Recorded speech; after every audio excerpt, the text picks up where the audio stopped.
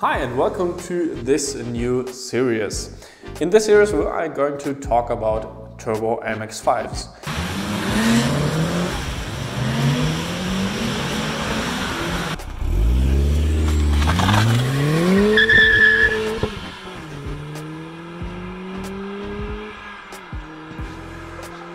More specifically, which parts you are going to need for the perfect setup.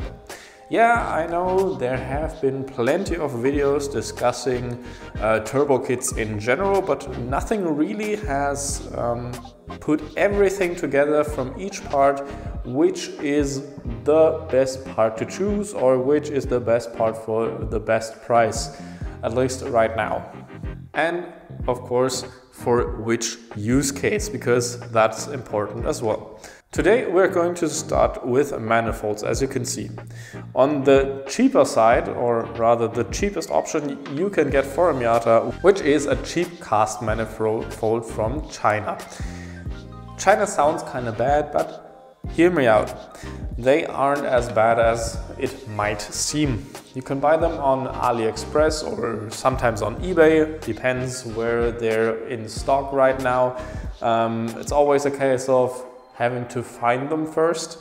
The only problem with them is that you have to pay quite a huge amount in shipping. The manifolds themselves cost like 50 bucks, but you have to pay like 80 to 120 bucks for shipment. That makes them cost up to like 200 bucks or something in that region. They are available for 1.8 and 1.6 engines. If you're lucky on the 1.8, you might be able to find a T25 version. Most of them are gonna be T3 though.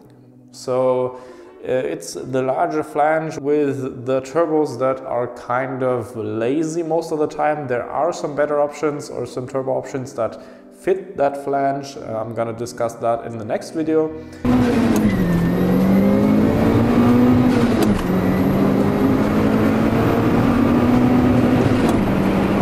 But T3 isn't optimal.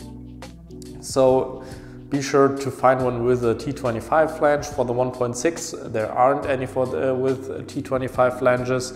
The only thing you can do there is drill your own holes and tap them and put in basically a T25 hole pattern.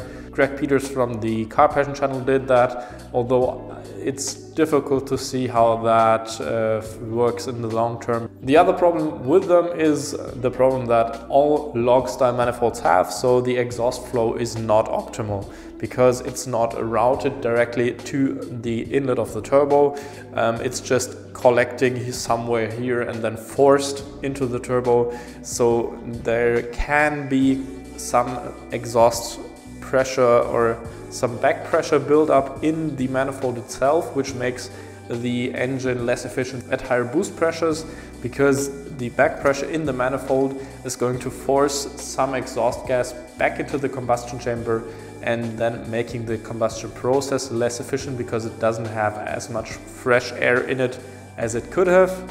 So these are only gonna work for up to like 350, maybe 400 horsepower if you are brave enough or whatever, if you stretch it. So these are only for basically stock engine cars and maybe some built engines. The good thing though is they are very reliable. They don't break, they don't crack. At least on an MX-5 they don't, because those don't experience that high of an exhaust gas temperature. I've seen some units on 1.8Ts that were cracking, but that's only due to the extremely high exhaust gas temperatures of 1000+ degrees on a 1.8T. So you won't have any issues with that on an MX-5, because when the EGTs reach 1000 degrees Celsius,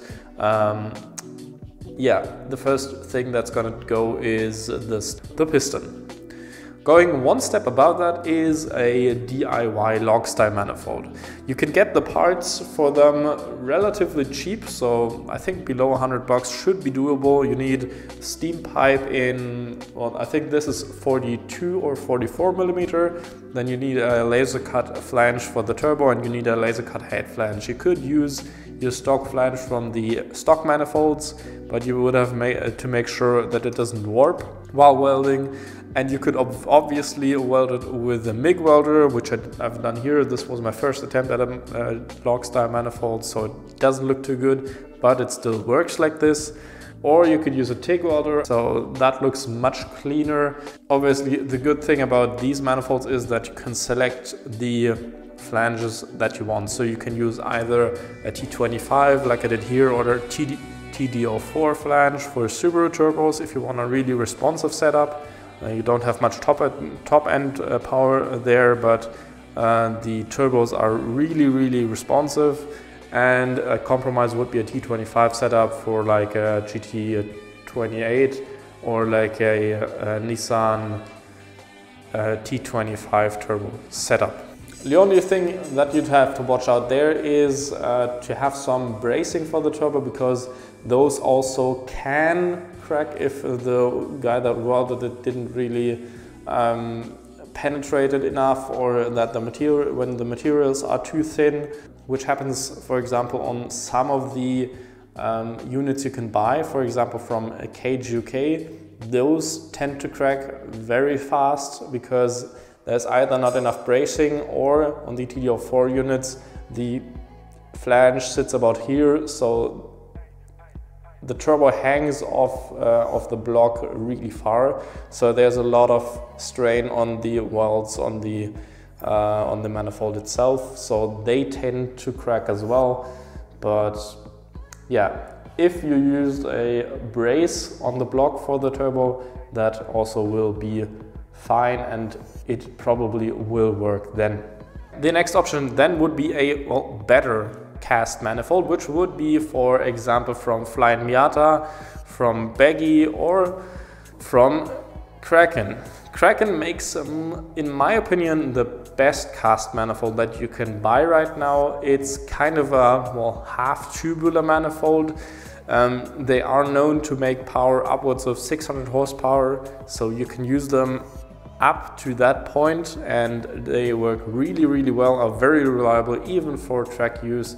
They won't crack and they won't warp, so that's basically the perfect manifold for everybody that has a bit more cash and needs it for a daily drive or whatever, or pretty much anything. If you go over that power level, which I know not a lot of people will, but above that power level, or even for track use, you might want to look into a tubular manifold. A full tubular manifold that has been welded from stainless steel pipe is the best option for high power cars. The only issue with those is that they are kind of big and sometimes impractical. I have one on my car as well, a low mount setup. On those setups you may have to delete your power steering because it gets in the way, or the other way around. On the top mount you may have some space issues as well.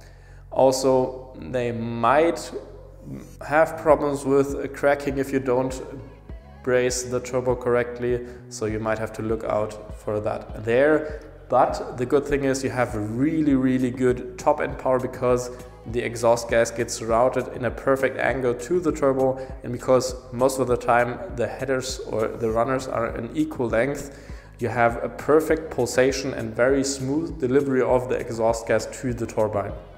The only problem is that due to the exhaust runners having much more volume than like a cast manifold, you're going to lose exhaust velocity, and therefore it's going to take longer for the gases to reach the turbo, or rather they are slower to reach the turbo, and it will spin slower than, for example, in a cast manifold. In a good cast manifold, you can kind of go around this by using a smaller diameter pipe, for example 33.7 or 38 millimeter, but then you're again sacrificing top end, and then you could have gone for a cast semi-tubular manifold anyway.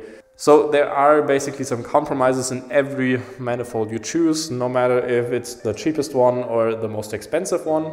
Yeah, if you still have any questions about manifolds or turbo kits in general, just leave them in the comments, and Stay tuned for the next part where we're going to talk about turbochargers, sizing, what to select for, and yeah, see you then. Bye.